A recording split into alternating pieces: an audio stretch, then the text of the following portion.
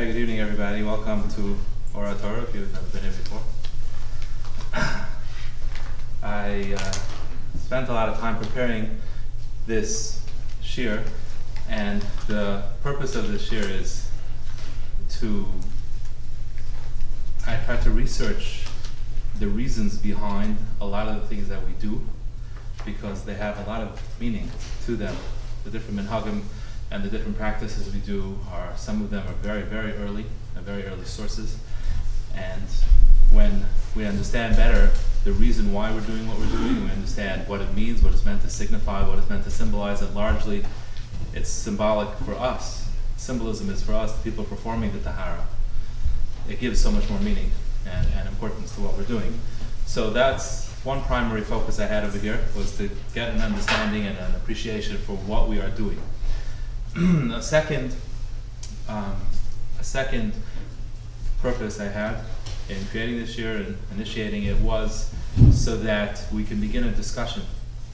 I actually brought down in Svarim, it's an earlier sefer called Chevra Kadisha. It's about Taharas, and he says that every Chevra Kadisha has to get together every so often and discuss policies, discuss practices, make sure everybody's on the same page, put heads together about difficult situations, because you have to figure this stuff on the ground as you go forward, and there's a lot to be shared to how to do things better, how to perform better. So I wanted to initiate that discussion. That's really what I wanted to do, so that we can go through the different. I've attended different Taharas with different team leaders. I've noticed different practices, and it's good for us to come together, figure it out. What should we be doing? What shouldn't we be doing? Should we be changing anything, or should we leave it alone? That's an issue I want to open up, and a little bit to try to start talking about difficult Taharas and what to do about those. This kind of shiur is not the kind of shiur where you keep quiet throughout the end of the shiur. I welcome questions, and I'm trying to encourage that we can talk, we can discuss, and hopefully all educate each other. So we know that there are three parts to a Tahara. There's the Rechitza, the Tahara, and the Halbasha. The Rechitza is when we clean the mace, the first part, and the second part is the Tahara, when we pour Tish's Kavim, when we pour 9 Kavim of water over the mace, and the last part is the Halbasha, when we dress the mace in the Tachrichim and place them in the Aron. Some people call that a separate part, but that's basically the three parts. Where is the source of Rechitza? So the first source found for Rechitza is actually a Mishnah, Masechta Shabbos, towards the end of Masechta Shabbos. It says, Sachar Medichnas HaMeis. It's something you're allowed to do on Shabbos, even though a mace is muktzah. You're not allowed to move a mace on Shabbos. You're allowed to be Sachar Medichnas, so you can wash it and you can smear it with oil. Why are they washing and smearing the mace with oil? Clearly they're doing a Rechitza. Why were they doing a Rechitza? So simply understood, you could understand the point is they didn't have any really method to keep the mace fresh, and there's no morgue, so they were doing what they could to reduce decay and to reduce the smell and anything that would cause a bizayin to the corpse, and it was mutter to do that on Shabbos as well. But that's the first source. That's quoted as the first source for Rechitza. The Kolbai, one of the Rishayim, says the point of a Rechitza is that the mace should be clean and they're not chas v'shalom repulsive, because if it would be, then people would not want to bury the mace. So very simply, the purpose of Rechitza, Pashup Pshat, is simply to make the mace clean, beautiful, and people should want to do the mitzvah of Puras HaMace. Now, there is, over the ages, and this has been a point of contention among different Chevra Kadisha, is when is the ideal time that the Tahara should be performed. For example, when we have a mace that needs to be flown to Eretz Yisrael, should the Tahara be done here, or should the Tahara be done in Eretz Yisrael? Now, as far as I've seen so far, we always do the Tahara over here. I know some Chevra Kadisha in Eretz Yisrael will do the Tahara again, because they're of the opinion that the Tahara needs to be as close to the Kavura as possible. And again, it kind of depends on what the reason for the Tahara is. If the reason of the Tahara is to make the mace as fitting for burial as possible, so then it's better it should be done as close to burial as possible. But there are other reasons for a Tahara. There are a number of Chuvas from that discuss this, and Neighbor seems to have its one minhag, another minhag. Not such a big point. Go ahead. So in that example, I thought there's a lot of times where when they fly, there's leakage. Yeah. And they want to do it Tahara. Then they certainly do it again. Because it's whatever we did here has to be redone. Correct. They still usually ask us to do it. Correct. Right. And that's also something we should discuss, is that what we can do to avoid that from happening, the takrichim getting ruined or dirtied in the process. One of the main svarim that's really the source of our Minhagim Tahara, which I guess means Minig Ashkenaz, is a sefer called Maver Yaboik. Maver Yaboik was authored by someone named Rav Aaron Brachia ben Moshe of Medina. It was published in 1626. And that goes through Al Pi Kabbalah, Al Pi Said, and many things that are, Ramazim. And it goes through our whole Seder of Tahara, all the tefillas that we have, they all come from this Sefer Maver Yaboik, who he himself is quoting earlier sources. He's quoting Rishayim, he's quoting the Rikeach, quoting Ben Yerucham. But he's largely Rabbi Yehuda Chassid, but that's the source. That's the handbook from all Svarim that come afterwards. He himself was a Talmud of Rav Moshe Cardaviro, the Ramak, also the author of Temer Devara, maybe familiar with, was a big Makubal, also the author of Reishis Chachma, which is a little less familiar these days. And that's the source of our Tahara ritual. So now he says like this. He says that the form and the image of the neshama resembles the body. There's actually a source for it. He doesn't quote it, but there's a source for this in the Gemara in Brachos. It's a fascinating Gemara. The Gemara says that there was a chassid that his wife kicked him out of the house, and he went to sleep on Rosh Hashanah in the Beis HaKvaros. He had no choice. And he, sleeping there in the Beis HaKvaros, he overheard two spirits speaking. Apparently this person was of a pretty high level, and he heard two spirits speaking, and they have said, let's go to around the Kisei HaKavod and hear Acharei HaPargid behind the Mechitza, what's going to be the decrees for the coming year. So one told the other, you go, I'll stay. So the other spirit said, why don't you come along?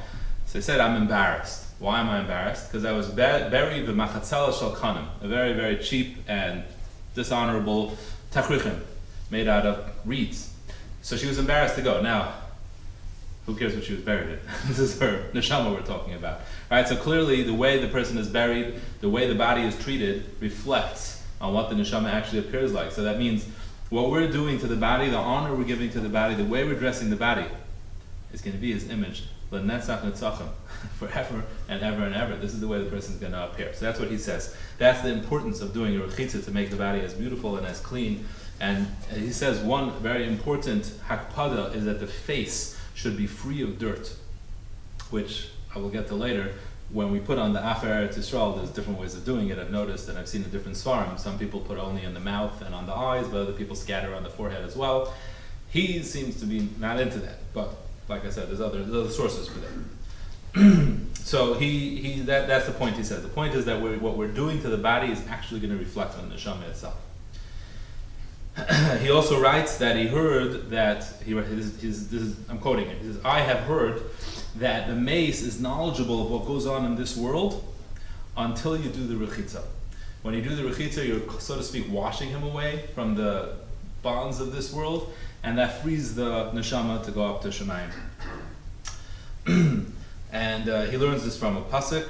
He says, pasuk says V'tiroi, and then the Kiddushay. And he says that's why the Welt calls it a Tahara.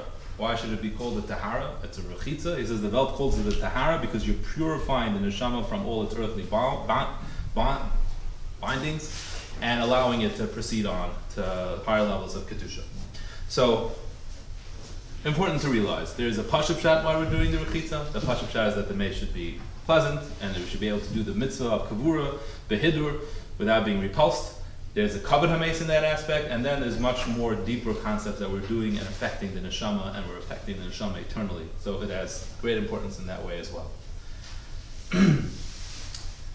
He also writes that the neshama observes everything that we do to the guf, so we're under observation when we're in the Tahara room by the neshama itself. The process of rechitza, and this is a fascinating thing, I found this fascinating. The process of rechitza has very early roots. There's something called Seder Rechitza Shel Hillel Hazake. And this is quoted by Richus in a number of Sfarim. So, sefer called Lachem Apanim, one of the earlier Sfarim. There's a sefer, a letter written from someone from Tzvas in the early 1500s. It was a process of rechitza which has similarities to ours, a little different, but it was done to the Arizal, it was done to the Maram Sheikh. Big Gedalim requested that this Seder Rechitza should be done. We don't know exactly which Hillel HaZaken this is. Some say that it's the Hillel HaZaken, Hillel and Shammai, it's that Hillel. Others say not. There's a whole nother sefer that has a whole quote as if it's a lashon of a Gemara, of a Tosefta, that goes through Hillel talking to his Talmidim and explaining them how to do this Rechitza. Regardless, It's either a Tana, an Amora, either it is Hillel or it's someone very, very, very early on, and it has in that Seder HaRechitza, it has a number of significant differences from what we do. Number one, he requires 42 buckets of water. Very extensive rechitza. And each bucket of water, it washes a different aver of the body, and sometimes multiple times. One aver, like the face is washed 7 times, sometimes with the beard, sometimes without the beard. The hands are washed with the fingers, without the fingers, etc. And each time you do one of these rechitzas, of these 42 rechitzas, you say a different pasuk. A lot of those psukim have been combined, and we say them just as the Seder HaPsukim. So we got them from there, but he had them each aligned per aver in a certain specific way.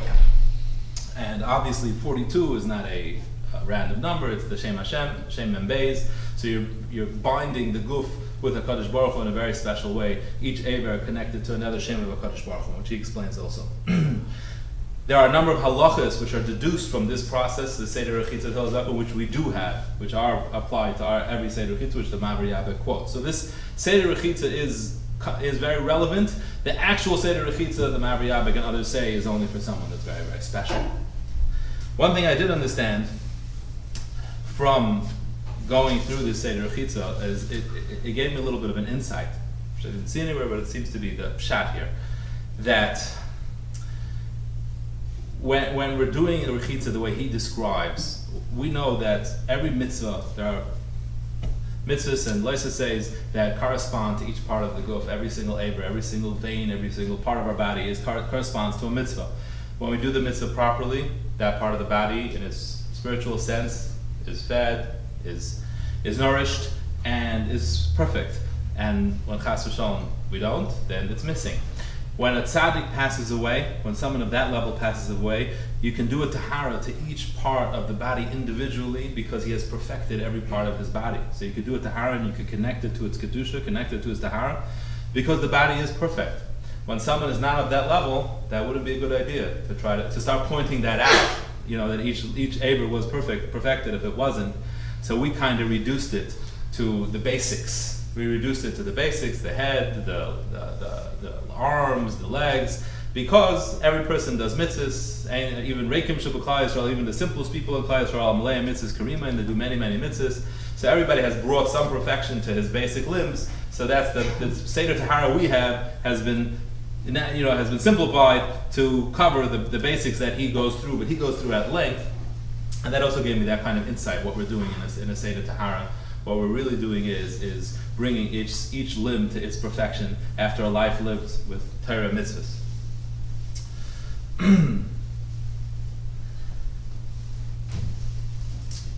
Now, Tahara has many ingrained minhagim, but there are some that clearly change due to circumstance. And that's an important thing to realize. That's why this discussion always has to be had. For example, there is a minhag which is brought down in the Ramah, which I don't think we practice here at all, which is to mix a mixture of egg whites and wine, brought down in the Ramah, and smear it on the face. And I've heard that Chevra Kadisha in Brooklyn do it, other places as well.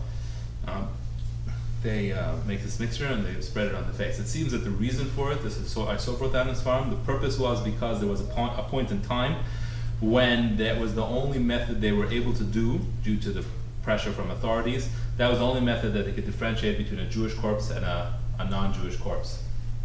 They had to prepare them the same way, and they were delivered through the same system, and if you wanted to have one chelik of the Beis HaKvaros, which was just for Jews, that was the only symbol they could use to identify. They would smell, and they would smell the vinegar and the egg white. So, like I said, some people still practice it because perhaps, like many things, it has a deeper significance. But as you see, correct me if I'm wrong, I don't think any of us do that, right? So clearly there are things that change. And this is something which the Ramah doesn't say all that much about Tahara. This is something he does say, and we don't do. So Taharas change. They change, they melt, they as circumstance change, as needs change, things change.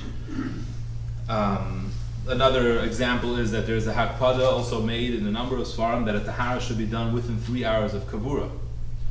Obviously not very, we have a hard enough time getting volunteers as it is, right? We would have to have it 3 hours of kavura, then the mace would be left without a tahara. So like I said, minhagim are important, but when they have a certain, they have to be molded to fit the circumstance that we live in today. Okay.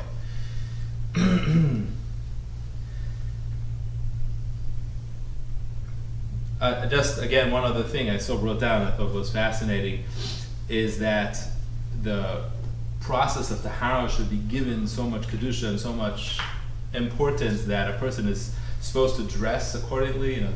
Even though you can get dirty in a Tahara, so obviously you don't have to wear your finest clothing, but you should wear very respectable clothing. Some bring down to wear a hat. I don't suggest this, but I'm just saying the idea is that there's a lot of chashivas to what we're doing. It's not a simple mitzvah. It's a mitzvah that has a lot of kedusha to it, hence the name Chevra Kadisha. There's a lot of importance to what we're doing. There is a very clear warning given in Svarim not to change Minhagim of Chevra Kadisha. So on the other hand, although we see that Minhagim do change, at the same time, a lot of emphasis is made that do not change Minhagim. And they write some kind of scary stuff when certain Minhagim were changed. So we're going to try to do both. We're going to try to understand what could be changed, what can't, what has a source, what doesn't, and we'll try to be respectful to whatever we know. Yeah, go ahead. But there are differences between teams. Yeah, we'll get to that. We're going to try to, like I said, we're going to try to open the discussion about that. That way we're all the same. Yeah, we're all trying to do the same thing, that's for sure. Okay. Let's start from the beginning of the process of Tahara. Let's work our way through it. So the first thing we do when we start at Tahara is we wash our hands. We wash our hands 3 times, like you wash in the morning, Sirugim 1, 2, 1, 2, 1, 2, and that's the beginning of the Tahara. Now, a number of Svarim, no real source, but I've seen it says you shouldn't dry your hands. Absolutely no reason for this that I could find. I called Rabbi Zon today and I asked him if he ever heard a reason for it. He has never heard a reason for it either. He hasn't found a real source for it either. And obviously, today we wear gloves. Try to put on gloves with your hand that's wet. Not a good idea. So he said that he spoke to, I think he said about Aaron Soloveitchik way back, and he discussed this when at the point when AIDS became prevalent and everybody just started wearing gloves. That the concept. We'll talk about gloves in a minute, but that became pretty much a standard that everybody wore gloves. And he said it just doesn't make sense. We can't do this anymore. We can't wash our hands and put on gloves. And he said don't. So he said, dry your hands and put on your gloves. And Rabbi Zon speculated, which was interesting.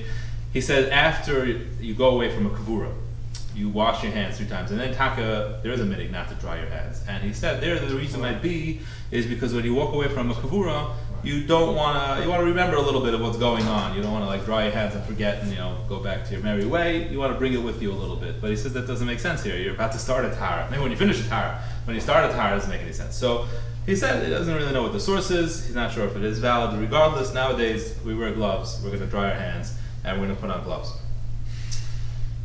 Now, here's another thing. When we'll get to the gloves in a minute, but before that, how careful do we have to? This is something I want to hear your opinion about. How careful do we have to be to keep the mace covered? And I've seen among different groups different approaches to this, which is like this. We always keep the face covered and we always keep the makam hamila covered. That's always covered. But then, how careful do you have to be to keep the rest of the body covered when you're not really in the middle of it? So obviously, when you're in the middle of doing the rechitza, you don't cover the body. When you're in the middle of doing the tahara, you're not. But what about in between the rechitza and tahara, you go wash your hands? Are you careful to cover the mace in between? Can I hear from the crowd? Not usually. Not usually? Anybody is? Sometimes not. You are? Anybody else? So, like I said, I saw both things mentioned. There seems to be a chashivus to do that. So, I'm opening that up. That's not something which I consider a question of changing a minhag. That would just be, I think, adding some respect to the mace. So, consider it. It's not too much of a trouble. It might be the right thing to do. It's definitely brought down to do that, to keep the mace covered as much as possible. Some Chevra Kadisha go so far as they wash them under a cloth, whatever. I mean, there's a lot of radical stuff out there. I mean, that's besides the point. The fact is that there's definitely such a emphasis, there's such an importance to give chashivas to try to reduce the bizayin hames as much as possible. So that's something to keep in mind. Rabbi Frank, Yes. Would this be just taking a sheet covering, or is it like if a foot's sticking out, should we be extra careful for that? I don't just do that. like just in general, just. I mean like what a person would feel comfortable with if he'd be alive. That seems to be the idea. Right? It's not a enough that the person shouldn't feel. That's how I understood it. One question I come. Yeah. One possibility is that you have blood sometimes, and if you start putting things, then you have to. Yeah. What do you do with the blood that's on the Right, got it. Okay, yeah. So obviously, a team leader is gonna make that call, right, regardless. Yeah. I'm talking about in those easy, simple taharas, which happen once in a every 10 or 20 of them we get one So of my those. question. Somehow the mazel was my first tahara was a very easy one. If my first one would have been a rough one, I don't know if I would have continued. Go ahead. Is there any issue, okay, so let's say after the pizza, we cover the mace and go out and wash our hands or whatever. Right. Although actually, usually I send out only one person who's gonna touch the boards, and the other three of us are gonna stay there. But we could still cover them all, during Right. that one person, or with the three. So then you're waiting around. That's the idea. You're waiting around. After you use that sheet, let's say, can we use it to dry the mace after the tahara? There's Certainly. no issue with it was used before tahara, after. I don't think there's any issue with that, no. All right. Okay.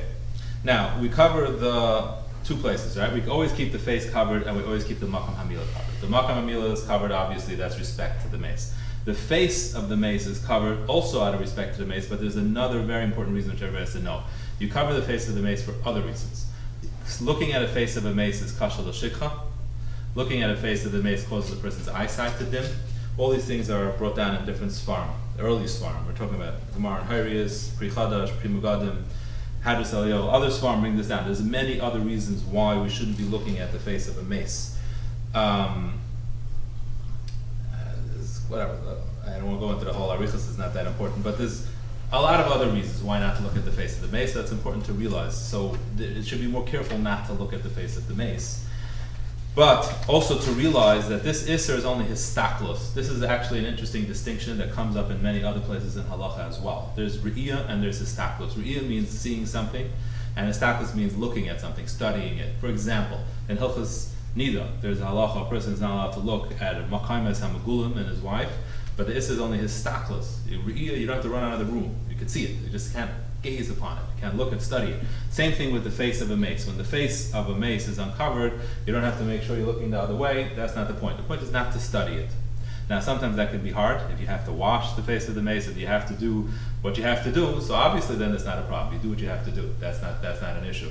But otherwise, when the face gets uncovered while we're doing the tahara, we should be careful not to gaze upon it. That's more of an issue than the makam hamila.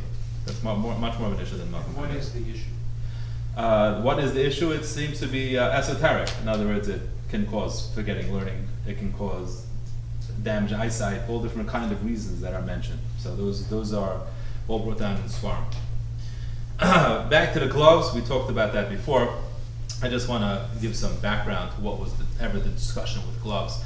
There's a Gemara in the end of the fourth parak of Pesachim. The Gemara in the end of the fourth parak of Pesachim talks about a kayin. I forgot his name right now. And this kayin used to do the avodah wearing gloves because he didn't want to get dirty. And he suffered a terrible death.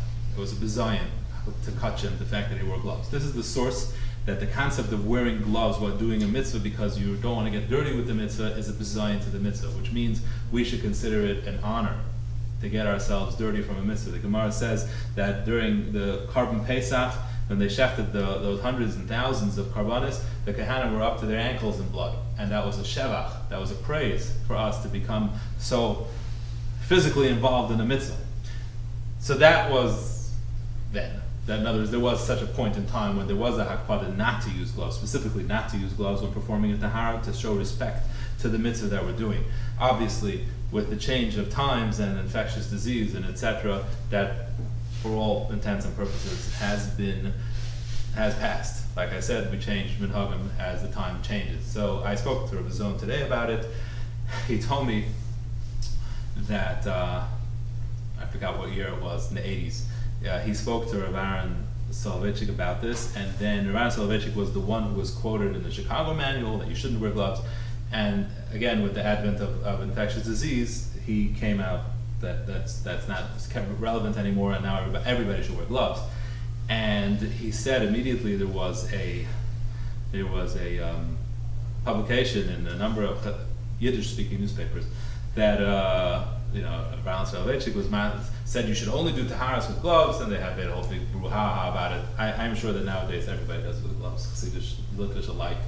So at the time, it apparently was some kind of an issue, but now I don't think anybody should be doing a tahara without gloves. It seems to be the right thing to do. Now, the thing is like this. This is where I've noticed discrepancy among different teams. Whether when you do the second time you wash your hands, after you finish the rechitza, you wash your hands 3 times, should you be removing your gloves to wash your hands? I'll be honest with you. I'm not going to tell you whether you should remove your gloves or not, but I will tell you, if you don't remove your gloves, you're not really doing anything when you're washing your hands. That's a fact. Now, that doesn't mean you have to remove your gloves. That doesn't mean that, because there are people, Rabbi Zon himself told me that his skin has gotten so allergic and ruined from the latex, he can't do taharas anymore from putting on gloves, taking off the gloves, putting on gloves, taking off gloves. It can have an effect. People who have skin conditions, people who have chapped skin. I'm not telling anybody what to do. No one has to take off those gloves. You can keep on those gloves. That's the way you can do the mitzvah without suffering from it. Do it that way. But if you can, then understand, if you're going to be doing the washing your hands 3 times with the gloves, you're not really doing anything. It's just the fact. You're not accomplishing anything. So if you want to have the milah of washing your hands the second time before the tahara, it would make sense to remove your gloves. Question. This is my opinion. Stay. Yeah, go ahead. I've seen people use 2 sets of gloves, and so they'll do the rechitza and then Remove one. take off the gloves and they'll. Right, I hear that. Yeah, it's fine. Those are all good. I'm just saying that washing hands doesn't have a pshat. If you're not washing, there's no pshat to wash gloves. That's all. I can't find a way that makes any sense. That's all. That's the extent of that. So I wear 2 sets just for protection, disease. And that, I mean, I don't remove a set or anything, which is a little bit different for, Yeah. for its. But like I said, I asked when I spoke to Rabbi Zon about it, and he was on the same page. He says he doesn't see any point washing your hands, but he said everybody should do as they're comfortable doing. You know, when it comes to those gloves, he can't be mechayev anybody to take them off, put them on. You do it as what works for your hands. So I'll leave it at that. Now, then the next thing we do after we're all properly adorned is we say a tefillah. So the first thing I think we do is that the team leader addresses the mace and asks mechila, right? That's the first thing we do? Yeah. I believe that, okay, so the team leader says that. Now, here's a point which is actually relevant to all the points I'm going all the tefillahs now. Really, all these tefillahs, everything, the Ana, Rachum, and the Reshi Kesem Paz, all those things actually are supposed to be said by everybody. Obviously, it's not practical that everybody should be standing around, so one person says it, but everybody is Shemei Kaina. So everybody has to listen. Everybody has to listen, and it's as if you're saying it, but that's important. Everybody has to pay attention. Essentially, it's not a one-person thing. It's everybody who's involved needs to say these things. So when he asks Mechila, he's doing it on behalf of everybody, etc. Yeah, go ahead. And this Shemei Kaina, this means others should not be doing other. No, they could. Everybody should be stopped. They should just be listening. That's all. They can continue doing So they what can they're doing. continue doing whatever. Yeah, they you don't should have to do as stop long the as process. Just listen. That's all. Just realize that everybody should be listening. That's all. Yeah. Should we be doing it in English if we don't understand Hebrew? So there might be a reason for that. There might be an idea for that, so you can understand what you're saying. As opposed to Hebrew, I mean, just for a team, So I can't tell you. That I understand. I don't know. I'm not Well, I mean, capable of giving you an opinion on that. The 3rd paragraph is in English, you are asking Mechila in English at the end, so No, I Yeah, understand. the Mechila part. maybe that's a compensation. Well, we have the English on all of the things that are. No, I know. We have them all there, I was just asking as a general point. It's hard to know. I mean, you're saying it's tefillah. It's ideal that you understand what you're saying, that everybody understands what's being said. It helps much more if we know what we're saying. At the same time, Hebrew has a powerful Right. power too. So I don't know what to tell you about that. It's a I good mean, the question. first 2 are prayers, the others are sukkah, so I Right. mean, I just didn't know if there's a difference there, that, Right. which we want to. I don't know. This tefillah itself that we say, the Anu Racham, so everybody's noticed that you say Rachamim a lot of times. So you say Rachamim 7 times. You mentioned the word Rachamim 7 times. In the way this tefillah was originally formulated in the Seder Rechitza Hillel HaZaken, like I told you before, it was broken up. And each part that had a Rachamim in it was said on a specific Aver. So that's really what you're having in mind. In other words, you say Rachamim one time is on the head, Rachamim another time is on one hand, the other hand, the bris, the 2 feet, whatever the Aver he refers to. So each Rachamim is is attributing rachamim, mercy, or Kadosh Baruch Hu to a particular error. There apparently is a lot more secrets and ramazim and saidis and symbolisms in this tefillah, which I was not able to understand. So, but it says that regardless if you understand it or not, it still has a powerful effect. So realize that there's a lot more to what we're saying than what we understand, and everybody should be listening to it. Okay, now what are we trying to remove with the rechitza?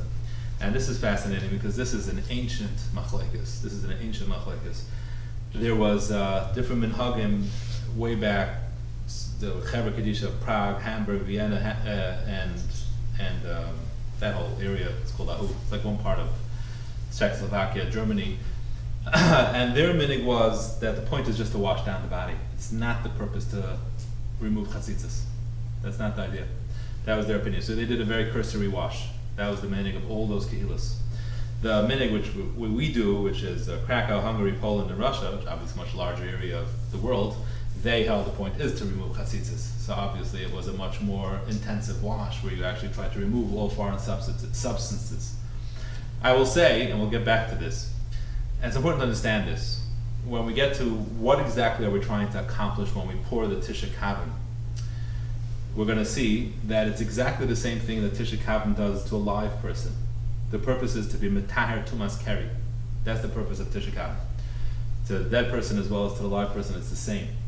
And the halacha is, by a live person, when you want to be metaher yourself from tumas keri, the mashal, the person is makbid on tefillas Ezra, so he goes to the mikvah. Halacha Mishabura, Shulchan Aruch, you don't have to be makbid on chatzitza.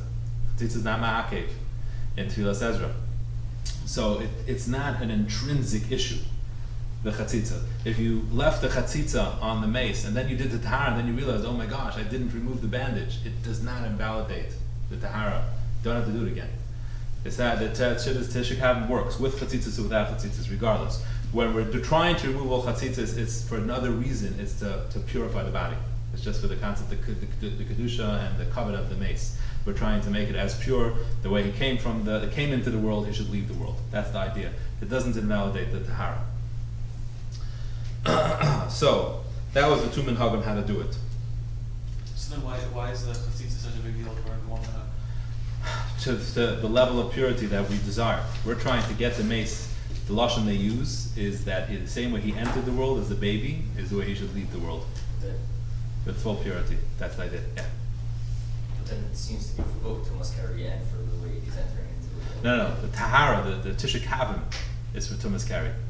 The Rechitza is for this purpose. So getting rid of chatzitza, even though we're makbid on that, it's not so that the Tisha Kavim can do something. That's correct. That's the point I'm trying to make. What are you saying? Sorry? So connecting this to your comments at the beginning of the show, that there are certain spiritual reasons for the rechitza. So sometimes we have a meat that's pretty clean, and there aren't any chatzitza, but we're very, very cursory, just wiping it down. Is that any? Is that a mission of a problem, given what you said at the beginning, that the rechitza, a full rechitza has a benefit? So again, when we always wash the whole body, right? Regardless, no matter how clean the body is, we go over the whole body with water minimally and rub them down, right? No matter what, we always do that, unless obviously there's a problem, decay or etc. So again, the way this is brought down actually in the Darkei Moshe, the Ramah, he brings down that a part of the concept of rechitza is the concept I just said, which you want to make the body equivalent to when it came into the world, but he says something else. He says you want to prepare a body the way a person prepares himself for Shabbos Kaddish. That's the lashon he uses. Person should, according, as we're going to get to, there's other minhagim, some cut nails, some don't cut nails, some do trim, some don't trim the hair. Okay, there's different minhagim.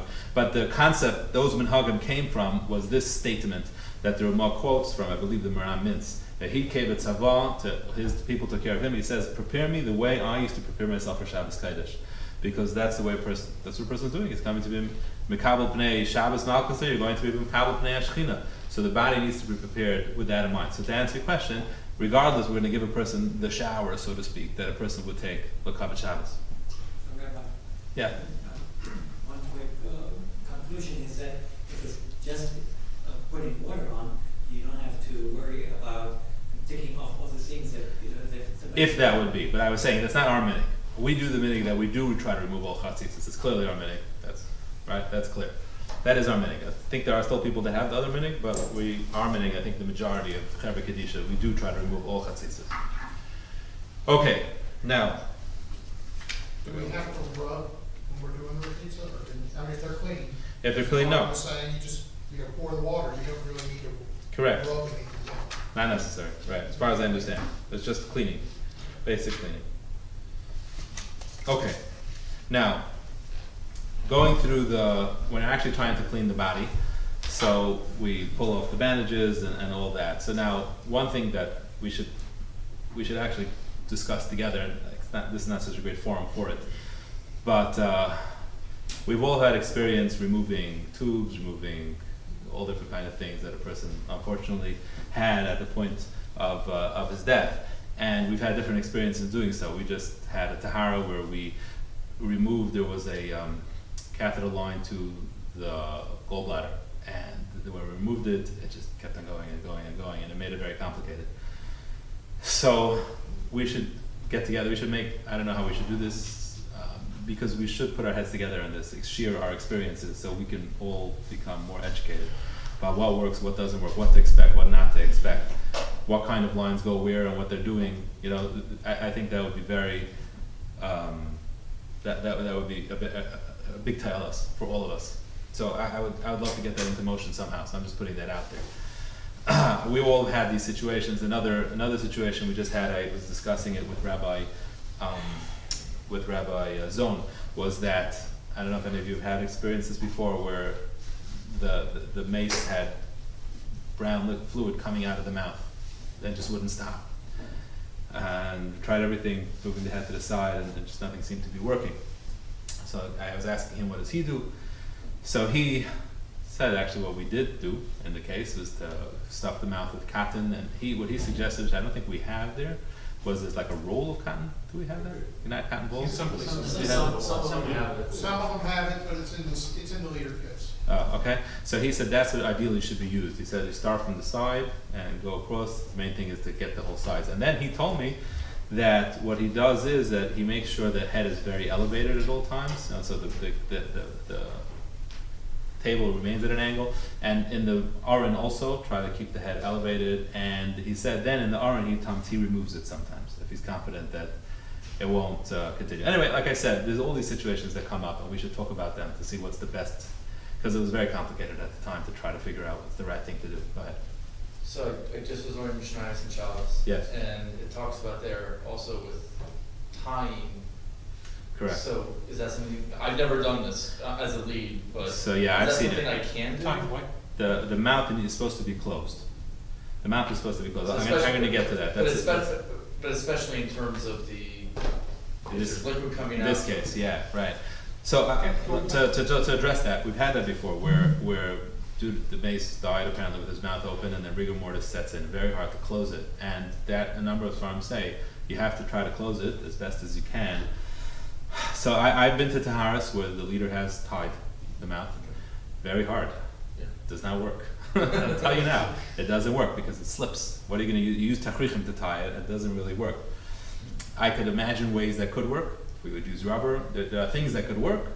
I don't know if that's the right thing to do. That's something we should discuss I've never as done it, well. it was just It something would that be I in the thought of. Zion because you could, you'd have a chin strap and something going Yeah, in the front. for it to really work, yeah, Yeah. it would not be nice. I don't know if there's a nice way to do it. Again, the way we did it at the time was we used tachrichim and we tied it around. It kept it kind of closed. Didn't do the greatest job. I wasn't sure what the right thing for that was. Yeah, go ahead. Back to the chatzitza during Yeah. pizza. So what I was thinking with regard to the issue of the tube that you removed and it continues to leak, some of the leader kits in some of the facilities now have tegaderm, which is a wonderful invention.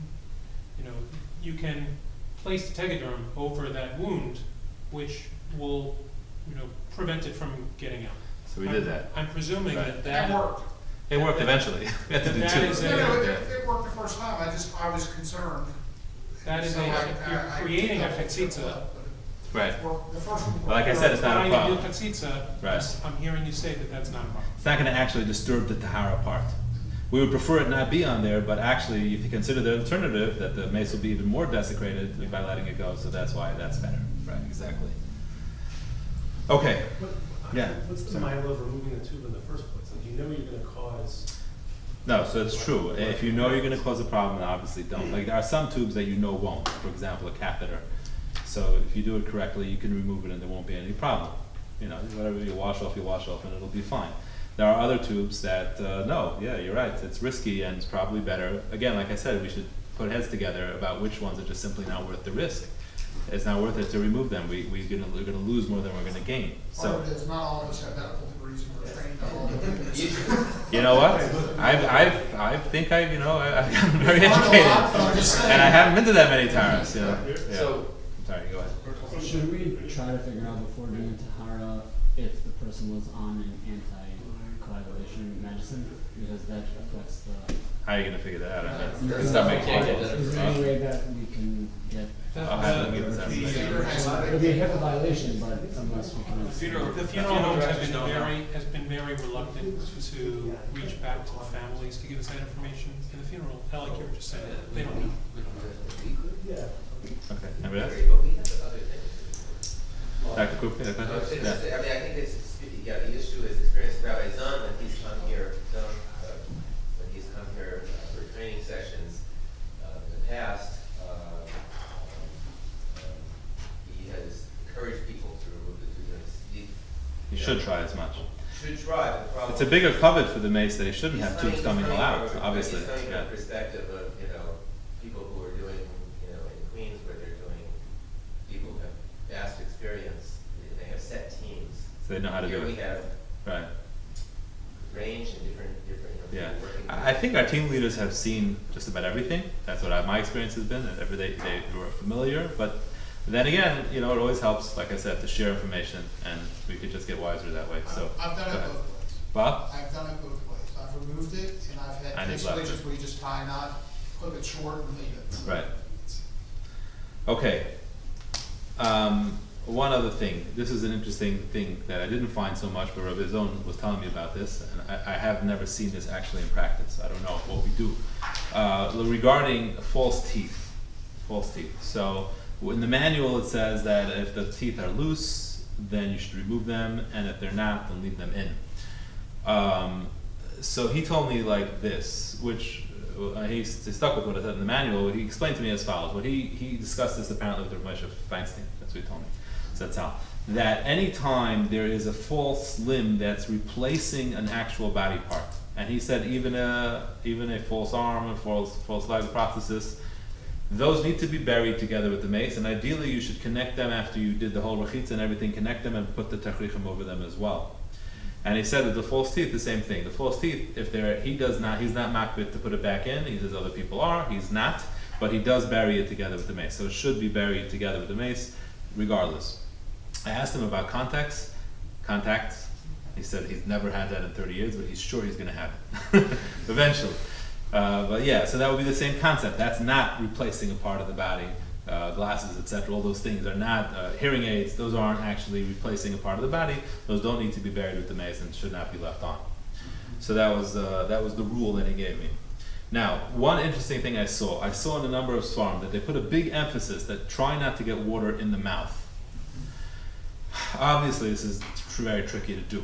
So he told me, I asked him what's his experience with that. He said that's something he's very makbid on, and no one else is. So I don't know what that tells us. But obviously, the way you would be careful about it is to put a cloth over the mouth while you're doing the rechitza, while you're doing the tahara, so water doesn't get into the mouth. He said that really the real concern is that if water gets into the mouth, it comes out of the mouth, and then it gets the techrichim dirty. So that's the reason why we should try to be as careful as we can that the water shouldn't get into the mouth. The Sfarim have their own reasons why they're makbid on it, but as far as we're concerned, that's what we're trying to avoid. So if I've been in situations where the mouth is rigor mortis open, Right. so when you're pouring the water, someone will hold their hand over the mouth. Okay, exactly. But that means that there may be, parts of the mouth, maybe the lips, that don't get the water Right. onto them when you're pouring. How about doing this other option, putting a little cloth over it? Some, like I said, some Chevra Kadisha. You're guarding skin from getting. So now then it's a little different. That's more like a chatzitza, which I said is not really a problem. Okay. So that might be better. And as you have something on, that's just a chatzitza. If you're blocking it, So you're recommending maybe we take That's what he a small recommended. washcloth, yeah, put it over the mouth, and then pour just to water. that's what he recommended. The Rechitza and Tahara, or just the? Oh, the rechitza, you should be able to avoid the mouth when you're doing the rechitza. Doing So Tahara. during Tahara is when the big issue is. It's hard to keep them on while you're pouring all that water on. I'm sorry? It's gonna be hard to keep it on unless you keep your hand. Yeah, like I said, gotta try your best. I don't know. I'm putting it out there. I have seen it in a number of farms that they put an emphasis on it. And personally, when I've been involved in a Tahara, it does seem disrespectful just to pour water down the throat. I don't know. It just doesn't seem nice. It doesn't seem like a kavod hamei. So I think naturally we would feel like that we would try to avoid it as much as we can. Yeah, well, that should be doable. I think people are reluctant for the reason that Dean suggested that, because our impression has been until tonight has been that there's a problem with Hatzitza. So Right. if there's not a problem with Hatzitza, either someone's hand or. So it's much less of an issue, correct? Yeah. Fine. Now, here I have a question. Okay, bleeding obviously we try to stop, etc. And everything that got blood we put into the aron, that we all do. Now, here is the thing. Here is the thing with here. When a large tuft of hair comes off, so we all know, we put it into the aron. This is what I also have seen different practices amongst different groups. When you pull off a bandage and there are hairs on the bandage, are you makbid to put it into the aron? No. No. Anybody? Yes. Okay. So this is following what it says in our manual, which says that if there's a tuft of hair, then you put it into the aron, and if it's individual strands of hair, then you don't have to be makbid. I didn't understand exactly why it should be different. I don't know if anybody does. In other words, we're makbid on a tiniest drop of blood, so why shouldn't we be? If we're either we're makbid on here or we're not. So I asked Rabbi Zon about it. He said there's different approaches. He said the real point is that if you don't have to go chasing down here. You don't have to go chasing down individual hairs that are lying around. You have to go picking them up. That's for sure you don't have to do. He did suggest that you should put the bandages with the hair into the aron. I'm just reporting at this point. I don't have an opinion. To me it was just interesting. I don't really see what the difference is. I don't get it. If we're going to be makbid, we should be makbid nanas. I don't understand, but I know that's what we do. I'm just reporting. So are the practices, it's not mine, but are the practices to trim the hair and to trim the nails? That's something else. Do we collect that in the Yes. aron? According to those who do that, certainly do. Yeah, they do collect it and put it in the aron. Yeah. I thought the difference was the dam had a special status. Yeah, that's what I was But I'm saying if we give that status to hair because if a large piece of hair falls off, like a whole tuft, then we do put it in. That it says in our manual. So that I don't get. That's what I'm saying. I don't have to either forget about the hair or care about the hair. But to say that by the hair it makes a difference a lot and a little, I just don't hear the distinction. That's all. That's the question I'm posing. Go ahead. To add to that question, sometimes on the headrest, Yes. there's a lot of individual hairs that together, if you were to put them together, they'd Yeah. be tough, but each one is. Same kind of deer. Same kind of issue. I'm putting it out there. That's something we should discuss, I think, and we should decide what we want to do about that. Go ahead.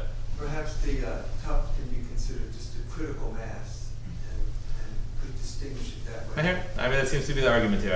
It's a little hard for me to hear. Go ahead. For just in terms of putting stuff in the aron, what I've always done is just take a glove and then put things in the glove, put Yeah. the glove in the aron. That's fine. Okay. I've seen this with Okay. a bag of any sort. Yeah, that works. The dafka, especially if it's body fluids that might start smelling or something like that, for sure it should be put into a plastic glove. Okay. Let's see. Yeah. So now, what you mentioned, I think this is also this is one thing that actually bothered me. The other discrepancies that I've seen amongst the groups are not a big deal. Here, a little here. How you tie the knots, that's all. That's not important. This is actually a real difference because it's really two minhagim. Cut the nails versus not cutting the nails. Cutting hair versus not cutting hair. Those are really two very distinct minhagim. And earlier Sfarim make a big deal, like, no, we don't do that. Like the Chayadim says that we don't cut the hair and we don't cut the nails. And others say, no, we do cut the nails. So that bothered me that we should have within one Chevra Kadisha a different approach to that. So again, I'm putting that out there. I don't know which way we should do, we shouldn't do. I don't know. You see, I'll just give you what I think about this whole thing. We have had different, in our Chevra Kadisha, there have been different leaders that have been like the main teachers of different groups. There's been Nat Franco, there's been Alan Sussman, and someone else. Art Warriors. Yeah, our Boyers, etc. So there's been different people that have been have taught us, and it's important for us to maintain our minhagim 100%. At the same time, there is a certain chashivus, and you see this in Sfarim, to have a unified minhag. That in one place we should have a unified minhag. Each one of these minhagim are valid. Each one of these minhagim are chashuv, and there's nothing wrong with us coming together and making a decision that we should pick one way over another. So I think, again, I'm opening this up for discussion. I think that something of such a significant difference, which is cutting nails, cutting hair versus not, is something that we should be universal about, uniform about. So that's the thing. Can I just, while we have people in the room, can I just poll? Go ahead. Does anybody cut hair and or cut nails? Nails. You cut nails? I've never touched hair. Okay. So there are some within the community. that Yeah, cut no, there's been different. I've seen it. Should Yeah. this thing should be Sometimes for one with people who have been doing this for 50 years. Yeah. Like, You may, if we could confidently say that there is a Silver Spring minute, right? If we could be confident and say this, there is a Greater Washington, there is one, we just have to figure out what it is. right. So then I'd say, yeah, let's go for that. Let's try to figure that out. I'm kind of confident that there isn't. There are different streams, old ones, long-standing ones, but there are a few different streams. And that being the case, of course, we're welcome to continue that way. But I don't think there's anything wrong with us coming together and making a choice to choose one. I don't know who or how. Well, I'm saying, Maybe should we it could- be the people who have made this choice? Should it be the people who have been doing it for 50 years to make this choice? Perhaps that's the right way. Like I'm saying, I don't know how to approach it. I do think it's important we should do that because, like I said, Chevra Kadisha has a certain identity which should be protected. I think we get the leaders together and bring in Alan and Art and Nat and see what they say, respect their counsel and Right. advice, and from there, the leaders as a group need to decide what we're gonna do. There is, hearing you talk about this, all of what you've said so far, it sounds like there are some key decision points that should be made. Right. Others we can certainly leave. Yeah, because they're not so important. Right.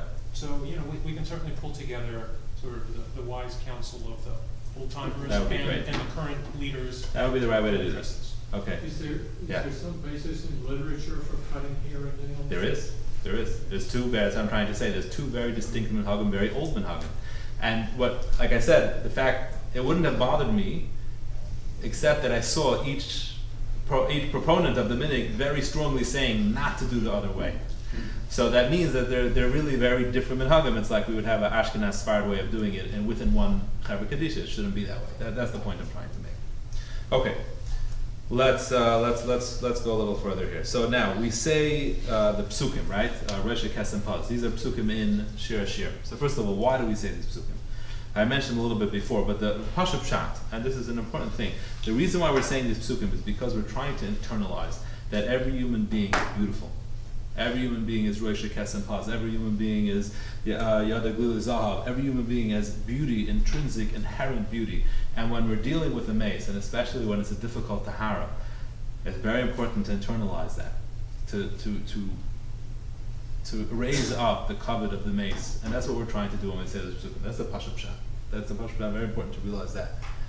When should we be saying these psukim? So here also I've seen different approaches. This is, like I said, this is an unimportant difference. But there are different approaches. Some say it before you start, some say it as it's happening, some say it after you finish the rechitza. It's done at some point during the rechitza. There are different ways of doing it. Everybody can do it as they've been makabel.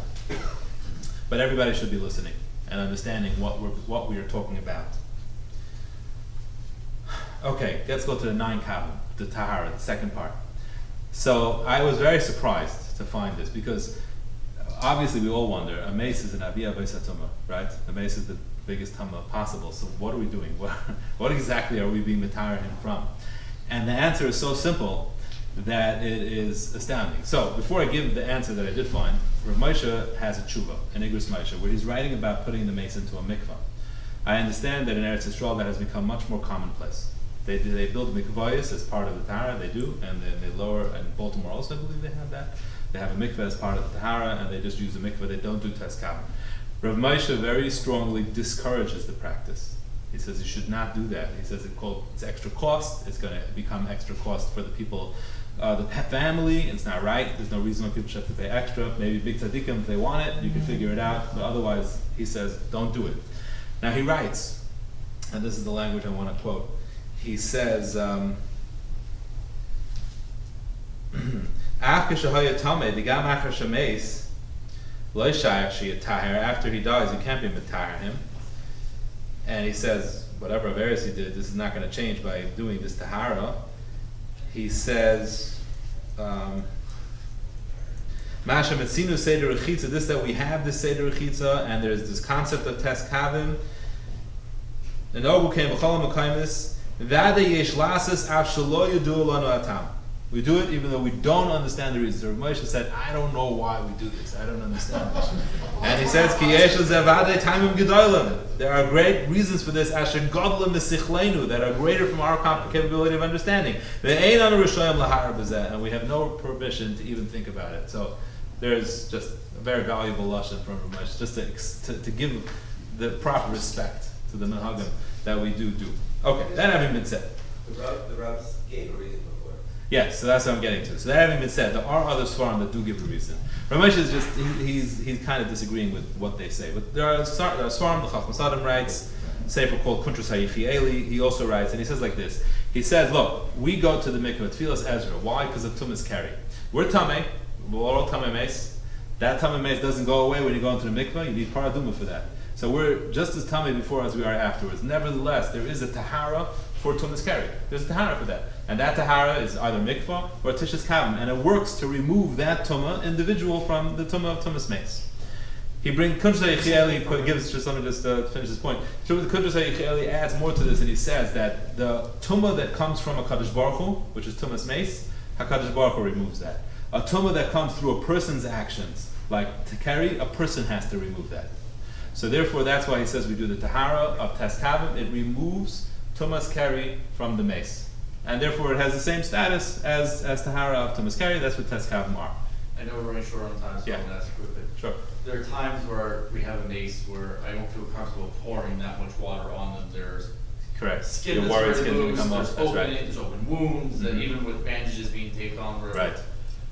Is there any benefit to do it over part of the body? Is there any benefit to just saying, look, I'm sorry, mace, I can't just do this? So obviously the answer is that you definitely don't do it, right, on those parts, that's for sure. And I have heard, I haven't found a source, but I have heard that there is a benefit of doing it even just on the head. Yes. So if the head has an issue, though, I had a case where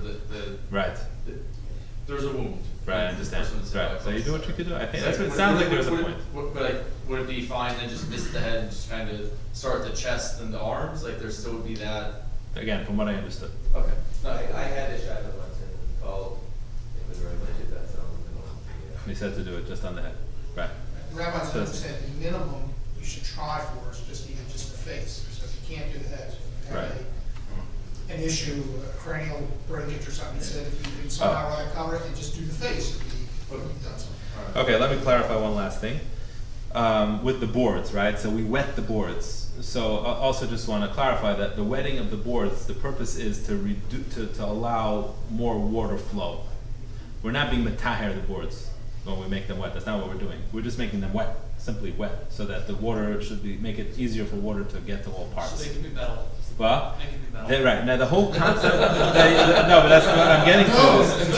I have looked wherever I possibly can and asked whoever I possibly can, is there any such concept that metal is a problem?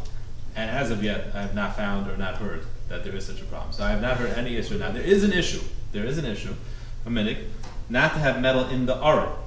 That's a thing, and that's probably where somehow that got confused, that there's an issue with having metal in the Tahara. In the aron there was such a hakpada, and that's taka why arons are built without metal. They use pegs or whatever it is, however they're connected, glue, but they don't use metal, and that was, he gave me his own, I spoke to him today, he gave me all history about that, whatever. But regardless, that's important to realize. So that's just not a thing. The way Tahara used to be done, and I understand that even here, I spoke to Yaakov Lipman,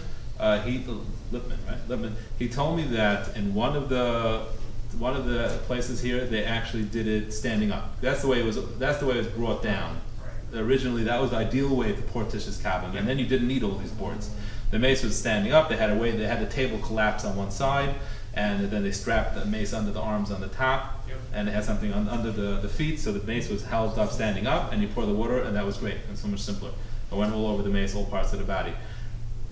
I'm not sure why that got discontinued. We used to have that here. Well, the table's That's gone. not covered, The table's gone. tie him up under the arms, just like that. You try your whole It's not a weird also, thing. but that's the way it was always done. It seems like that was the ideal way to Because do the it. we stopped because the table is gone. Gone. So It was the. maybe we should the pursue that. I ancestors. don't know. But it sounds like that was the idea. The way we do it actually is the way Sephardim always did it. Sephardim always did lying. So there was an approach. Okay, we have to stop. It's time for mincha. We can Real definitely quick. continue this discussion at some point. So we don't need to worry so much being part of the body touching the table or this and that. Like, you're like, oh my gosh, part of the arm is touching. Correct. We don't need to worry. That's right. That's what I thought. Yeah. The idea. The whole idea of adding these boards is that